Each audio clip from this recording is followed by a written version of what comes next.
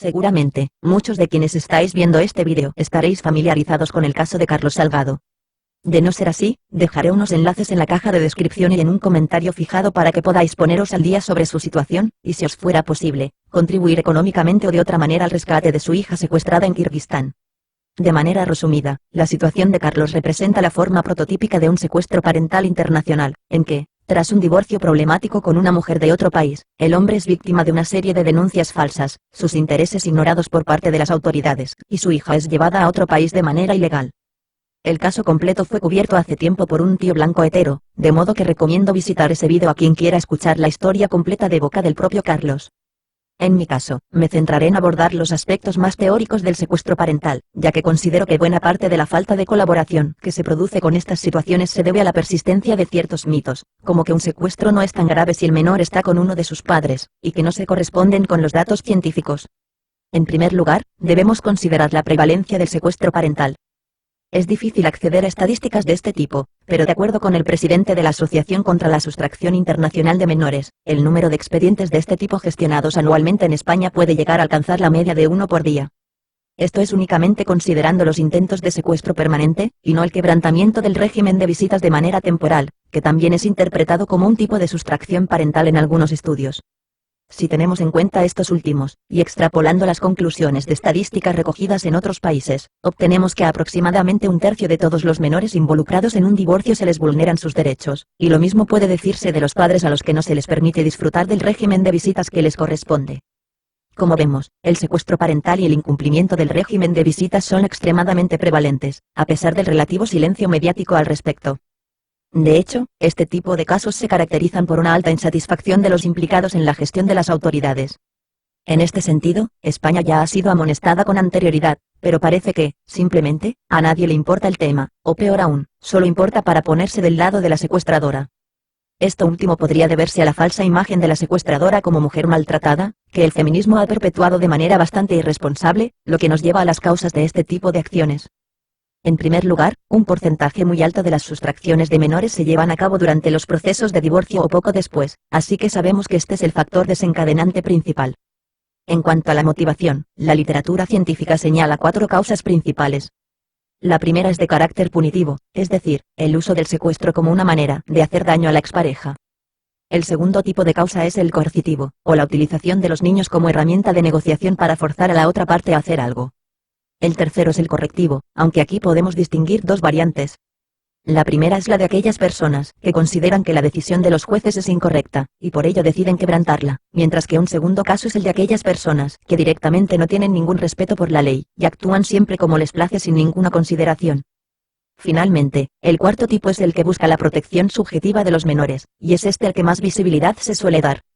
Y por cierto, aquí digo protección subjetiva porque no siempre la actuación de la persona secuestradora está justificada objetivamente, incluso cuando su motivación es realmente la protección de sus hijos. Así, si bien sabemos que un 27% de los casos de secuestro parental vienen precedidos por una denuncia de abuso físico o sexual hacia los menores, en un 17% del total, es decir, en la amplia mayoría, la denuncia es mutua entre ambas partes, y creo que este es un indicativo bastante claro de que, al menos, algunas de esas denuncias son instrumentales. Dicho de otro modo, son lo que se conoce en el mundo de las denuncias falsas como balas de plata, el arma definitiva para destruir la imagen de los padres de cara a la sociedad. No obstante, cuando se analiza la incidencia real de casos de maltrato en matrimonios involucrados en casos de secuestro parental, no se observan diferencias con la población general, y por tanto, no podemos decir que haber sido maltratada sea una característica común entre las mujeres secuestradoras. De hecho, irónicamente, es más probable que sean ellas las que sean un peligro para sus hijos, pues 2/3 de los padres que cometen secuestro, no aquellos que lo sufren, cometen algún otro tipo de abuso hacia los menores, según ciertas fuentes. Esto no es de extrañar si consideramos que el perfil típico de alguien que secuestra a sus propios hijos, es el de una persona con un historial criminal, estatus socioeconómico bajo, falta de lazos económicos y emocionales hacia su lugar de residencia, y presencia de desórdenes de personalidad. Muchas de estas características las podemos observar en el caso de Carlos, y también en el famoso evento mediático de Juana Rivas. Al menos, si miramos sus apariciones fuera de las imágenes altamente procesadas y seleccionadas que los medios querían dar de ella, la inestabilidad psicológica de Juana Rivas era evidente. Todo esto nos lleva a la conclusión de que el secuestro parental es un suceso predecible, del que se dan numerosas señales de alerta con anterioridad, y por ello es especialmente sangrante la negligencia y el pasotismo con que se abordan estos casos por parte de las autoridades.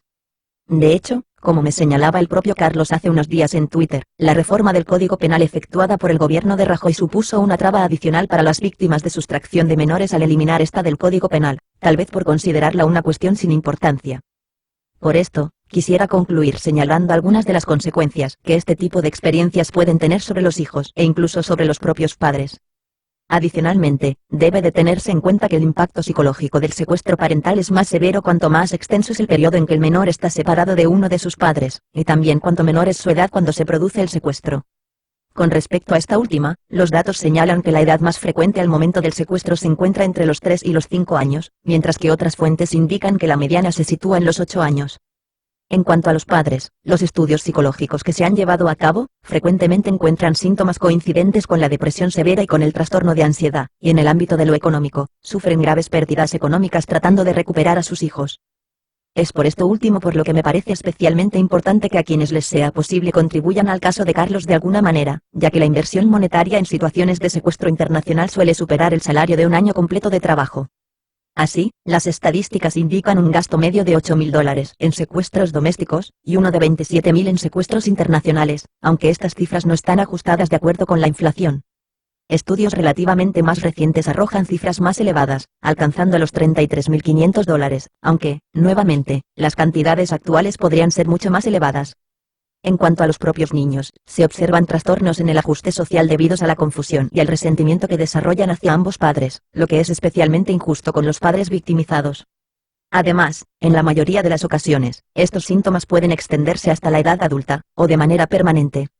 Y por último, los investigadores han encontrado señales de adoctrinamiento en la práctica totalidad de los casos, a lo que curiosamente se refieren con el término de alienación parental, un concepto que en el contexto español ha sido objetivo de numerosas críticas e intentos de censura bajo el pretexto de su supuesta inexistencia. Esto último no es correcto, ya que no solo el término tiene uso en la literatura científica, sino que también aparece recogido en la Clasificación Internacional de Enfermedades, bajo un epígrafe más general. Creo que todo esto refuta la concepción de que el secuestro parental no es un problema tan serio por ser infrecuente, poco grave, o incluso por su concepción como justicia informal para con los niños maltratados. Sin embargo, existe un último argumento que suele ser mencionado en estos casos, aunque más bien se trata de una excusa para no tener que pensar en ello, y es la idea de que la sustracción de menores es un delito con fecha de caducidad, puesto que el menor dejará de ser menor algún día y se dará cuenta de la realidad. Con respecto a este último argumento, creo que el documental Silenciados cuenta con la respuesta perfecta. Todo el mundo dice lo mismo, ¿no? Cuando pase el tiempo, los niños se darán cuenta, sí, claro, pero es que mientras que pasa el tiempo, uno te entran ganas de tirarte por el balcón para abajo, o te entran ganas de muchas cosas que la provoca precisamente la situación de mis hijos. Es que son 3 personitas que están ahí y las cuales nadie respeta, ¿eh? O sea, yo lo tengo claro, y por mi experiencia, por defender a la mujer, son capaces de hundir